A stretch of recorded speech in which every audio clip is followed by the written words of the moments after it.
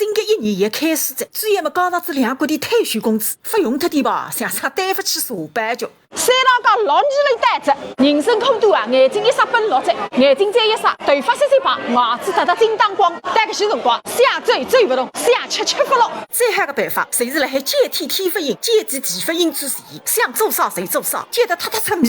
哎，小伙子，我的菜要什么时候来啊？再等下去要吃晚饭了。等得2年没出黑，菜总算上来着。排着盘，只有饭店里才吃得到个手帮菜，因为屋里向也炊事一点材料，剩一只菜。想啥不到搿数？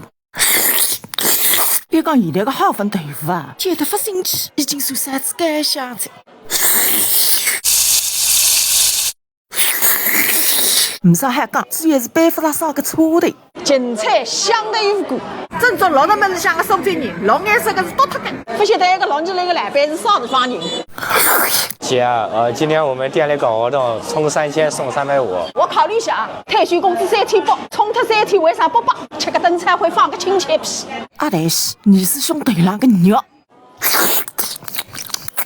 哎，那个朱领导哪还吃家？我们跟杜三珍是一个老板啊，真的？那还有假吗？我幸亏的问一声，原来是唐三珍搿家卤菜店，但我打大脱骨头一位李来金。家访之前，那个老板叫倪仁武，倪仁武的第3个囡恩叫倪三英，侪是侬的外婆，号称杜三珍浪3三角，展望猪头肉。生意再好的辰光，跑台的人一直从店门口跑到3堂街，从你外婆养出来，跑到解放军叔叔精神。杜三珍一夜之间升级到至社会主义，那么反跑台子。上去嘛，平片供应这样，每个人一袋里3斤肉，我要放屁个袋啊！毛个1斤猪头肉，哎，毛个2斤毛还原味的，非常原味的，一档次到工厂店，有的是辰光冲。